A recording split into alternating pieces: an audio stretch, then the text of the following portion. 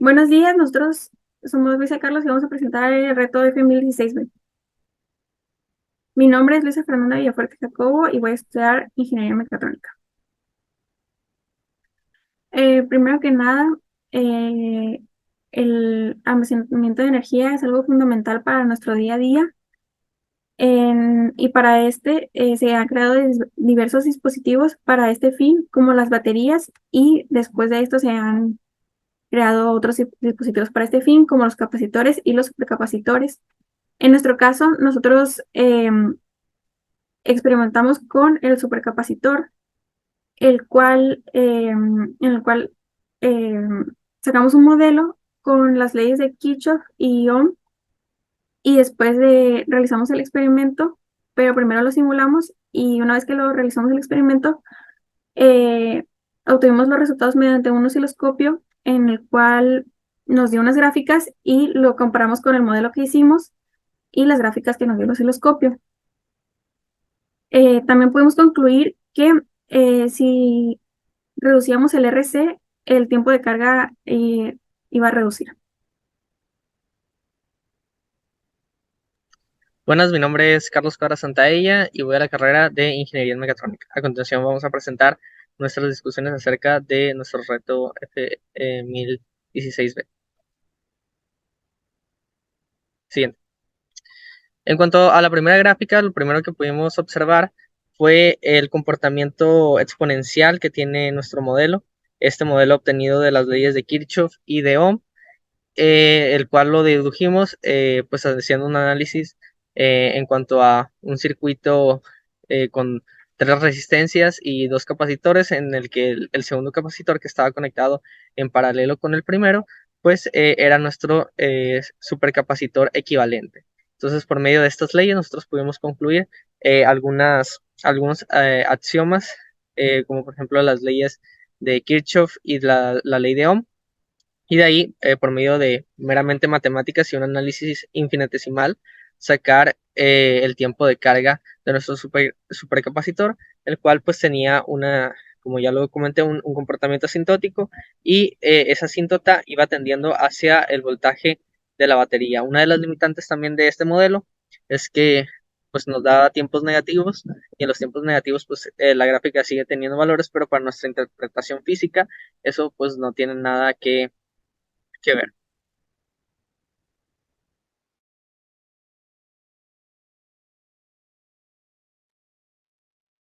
En el caso de las mediciones que obtuvimos, pudimos ver que eh, el tiempo de carga sería relativamente corto, ya que fue de entre 600 a 700 milisegundos, y que Este, esta función parece una exponencial, ya que al principio esta iba cargándose rápidamente hasta que se llegó a cargar completamente.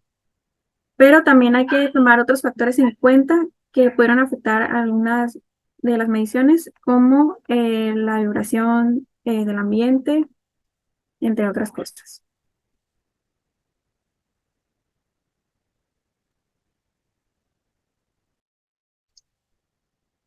Ahora, en cuanto a la siguiente diapositiva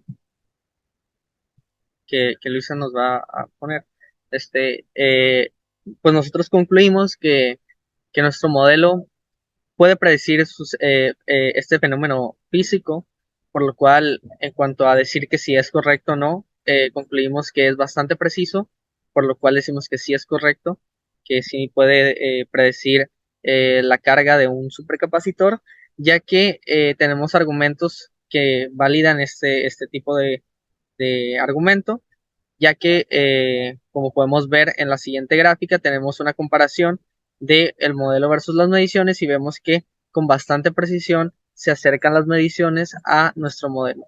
Esto, pues, no todas las mediciones se acercan de manera súper ajustada al modelo, debido a que, como lo comentaba nuestra compañera Luisa, pues las mediciones tienen algunas variantes que hacen que pueda tener ciertas diferencias. Por ejemplo, el ruido del ambiente, como lo comentaba Luisa, entre otros, y eso es lo que hace que mientras menos calibrado esté un instrumento, pues más esté susceptible a no parecerse al modelo matemático.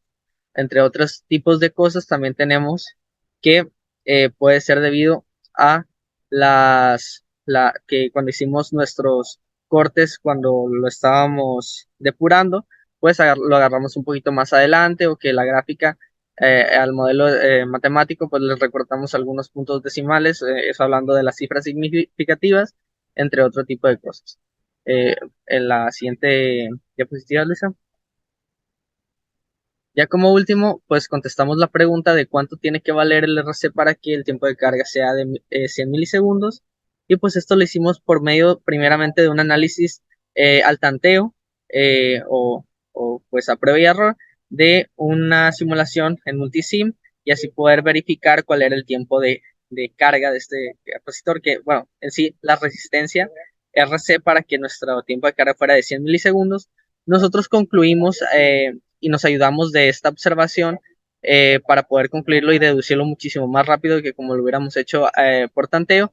Lo que deducimos fue la resistencia RC está con otra resistencia que van hacia hacia los capacitores, y sabemos que a una mayor resistencia por la ley de Ohm va a producir una menor intensidad de corriente. Aquí en este experimento nosotros tenemos una fuente de poder constante, es decir, 5 voltios constantes. Eso quiere decir que la corriente es inversamente proporcional al, a la intensidad, la resistencia es inversamente proporcional a la intensidad de corriente, lo que en sí, si el voltaje es constante, entonces cuando pase una corriente a mayor resistencia va a haber una menor intensidad. Entonces, si queríamos que se cargara muchísimo más rápido el capacitor, tenemos que hacer que hubiera más corriente, es decir, más coulombs por segundo entrando en el capacitor, por lo cual a una mayor corriente pues íbamos a hacer que se cargara muchísimo más. Entonces, para hacer eso nosotros tenemos que reducir la resistencia de RC, y así poder que nuestro supercapacitor capacitor se cargara muchísimo más rápido. Y pues por medio de un análisis al tanteo, como lo podemos ver aquí, concluimos que una resistencia de 20 ohmios es suficiente para que un supercapacitor, que el capacitor se cargue a 100 milisegundos. Eh, y nuestra hipótesis pues es validada por medio de lo que decía, que si nosotros reducíamos, nosotros antes teníamos una resistencia de 1000 ohmios y nos daba de que 600 milisegundos, nosotros reducimos la resistencia, aumentamos el amperaje, aumentamos los coulombs por segundo que le entran al capacitor, y por ende reducimos el tiempo de carga del capacitor. Nada más una observación que podría denotar aquí es que no superaremos la intensidad de corriente que el supercapacitor pueda almacenar, porque si no puede explotar. Es todo por mi parte. Muchas gracias, y por parte de Luisa creo que también. Gracias.